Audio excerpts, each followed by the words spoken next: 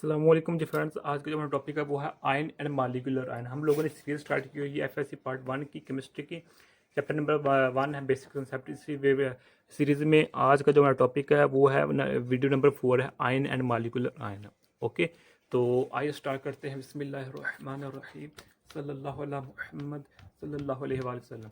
Ion का जब भी हम लफ्ज़ हमारे ज़हन में आता है तो हमें क्या समझ आती है कि जहाँ हमारे पास पॉजिटिव या नेगेटिव चार्ज हो उसको हम आयन का नाम देते हैं। तो यही बात है कि आयंस आर दो species which carry ether positive charge और नेगेटिव चार्ज। यानी कि हमारे पास आयंस वो स्पीसीज होते हैं, वो थिंग्स होती हैं, वो हमारे पास एटम्स होते हैं या फिर एलिमेंट्स कह रहे हैं, वो जिनके पास पॉजिटिव या नेगेटिव चार्ज हो उनको हम आयन का नाम देते हैं। मिसाल के तौर पर ये देखिए, हमारे पास लिथियम है, इसके ऊपर पॉजिटिव 1 चार्ज है। कैल्शियम इसके ऊपर नेगेटिव पॉजिटिव 2 चार्ज है। एल्यूमिनियम इसके ऊपर पॉजिटिव 3 चार्जेस हैं। ओके, तो क्लोरीन इसके ऊपर नेगेटिव 1 चार्ज है। ऑक्सीजन है इसके ऊपर नेगेटिव 2 चार्ज है। हाइड्रोजन ऑक्सीजन हाइड्रोक्साइड है इसके ऊपर नेगेटिव 1 चार्ज है। ओके, तो पॉजिटिव चार्ज हो सकता है, नेगेटिव चार्ज हो सकता है। अब इसको हम डिटेल में देखते हैं पॉजिटिव चार्ज कैसे आता है, नेगेटिव चार्ज कैसे आता है। कैटियन, यानी कि जो मेरे पास ये पॉजिटिव चार्ज है ये मेरे पास कैटियंस कहलाते हैं, और जो मेरे पास ये एनियंस कहलाते हैं। अब वो देखते हैं कैसे। When an atom of element loses one और more electrons then positive ion formed is called. अच्छा, हम जानते हैं कि एक एलिमेंट है, एक एलिमेंट के अंदर एटम्स होते हैं। सपोज करते हैं मेरे पास एलिमेंट है, इस एलिमेंट के अंदर सपोज कर रहे हैं 1 2 3 4 5 6 हमारे पास इलेक्ट्रॉन, अब 6 हमारे पास एटम्स हैं। एलिमेंट्स के अंदर 6 एटम्स हैं, हम सपोज कर रहे हैं। ओके, तो ये देखिए डेफिनेशन में क्या है कि when the N atom of element, कि ये लाजमी नहीं है कि एलिमेंट के तमाम एटम्स जो हैं वो यानी कि इलेक्ट्रॉन को लें या दें।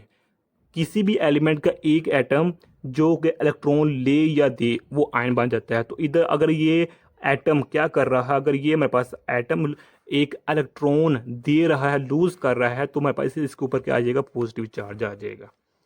ओके, अच्छा, अब कैटियन, इसको हम कैटियन का नाम देते हैं। अब कैटियन के ऊपर पॉजिटिव 1 भी वैल्यू आ सकती है, पॉजिटिव 2 भी आ सकते हैं, पॉजिटिव 3 भी वैल्यू या इससे अब भी आ सकती है।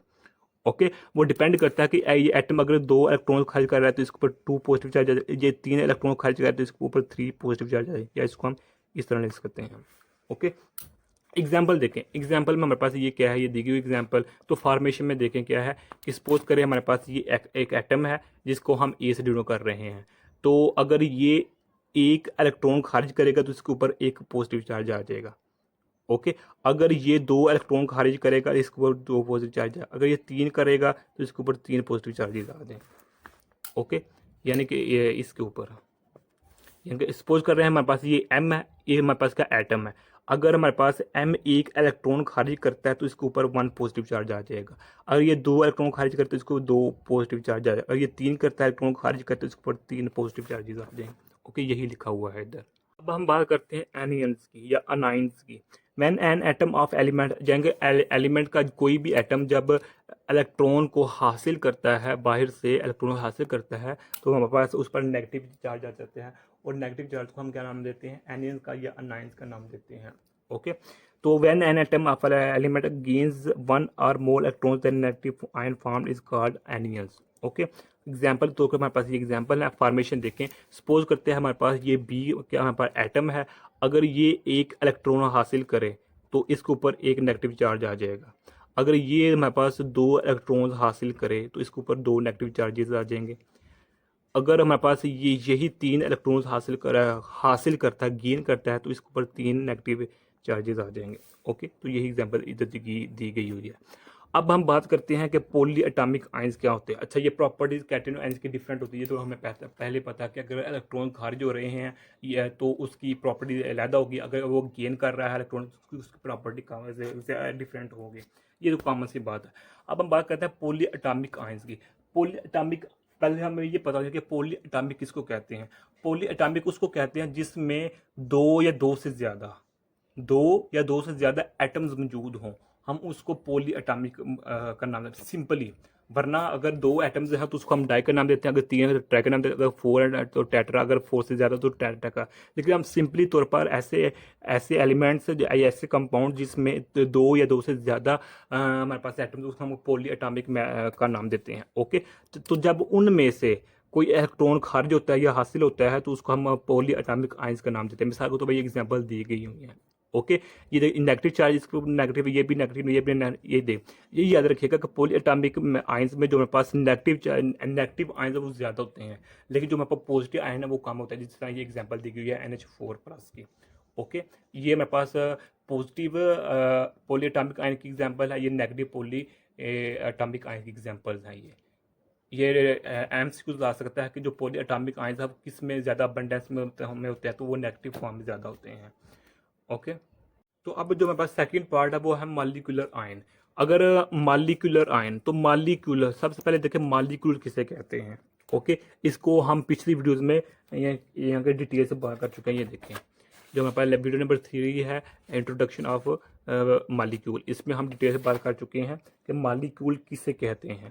ओके, ये देखें, व्हेन मॉलिक्यूल लॉसेस और gains an electron it's gets charge and it's called. जब भी मॉलिक्यूल कोई इलेक्ट्रॉन खारिज करता है या हासिल करता है तो वो हमारे पास मॉलिक्यूलर आयन बन जाता है। ओके, तो अब ये देखें, ये मेरे पास ये भी मॉलिक्यूल है, ये भी मॉलिक्यूल है, इन तीनों ने क्या किया हुआ है, आयन इलेक्ट्रॉन्स को खारिज किया हुआ है, यानी कि इलेक्ट्रॉन को खारिज किया हुआ है, रिमूव किया हुआ है। तो ये इस पर पॉजिटिव चार्ज, इसके ऊपर ये इसके ऊपर भी पॉजिटिव चार्ज आ गया है। सिमिलरली आप देखें कि जो हमारे पास प्रोडक्शन है वो किस तरह होती है कि these ions can be generated by passing high energy electrons beam as alpha particle और X ray through molecular substance in gaseous state. यानी कि जो हमारे पास मॉलिक्यूल होते हैं ये ऐसे नहीं बन जाते कि इलेक्ट्रॉन खारिज कर लिया या गेन कर लिया, बल्कि इनको पहले गैसियस फॉर्म में लाना पड़ता है। किसमें? गैसियस स्टेट में। गैसियस स्टेट में लाने के बाद इसमें से हाई एनर्जी इलेक्ट्रॉन बीम, मिसाल के तौर पर यह अल्फा पार्टिकल्स की बुछार की जाती है या फिर एक्स रेज को गुजारा जाता है, तब हमारे पास जाकर ये हमारे पास मॉलिक्यूलर आयन बनते हैं। ओके, तो अब ये छोटी सी इंपॉर्टेंस दी गई है कि जब भी हम किसी मॉलिक्यूल में से अल्फा पार्टिकल को गुजारते हैं या फिर एक्स रे को गुजारते हैं या कि मॉलिक्यूल आयन बनाने के लिए, तो वहाँ क्या होती है, ब्रेकडाउन ऑफ मॉलिक्यूलर आयंस होती है। तो उससे हमें पता चल जाता है कि मॉलिक्यूल की जो स्ट्रक्चर वो कैसा है, मॉलिक्यूल के जो इंटरनल स्ट्रक्चर कैसा है, और उस इंटरनल स्ट्रक्चर की बुनियाद पर हम काफ़ी बातें सीख सकते हैं। तो इसकी इंपॉर्टेंस है।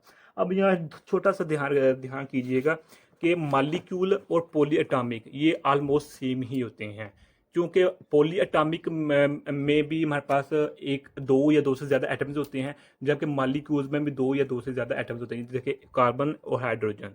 ओके, तो इसमें ये कार्बन अलग है, ऑक्सीजन अलग अलग है। जब दोनों आपस में इकट्ठे हुए तो ये मॉलिक्यूल बन गया है।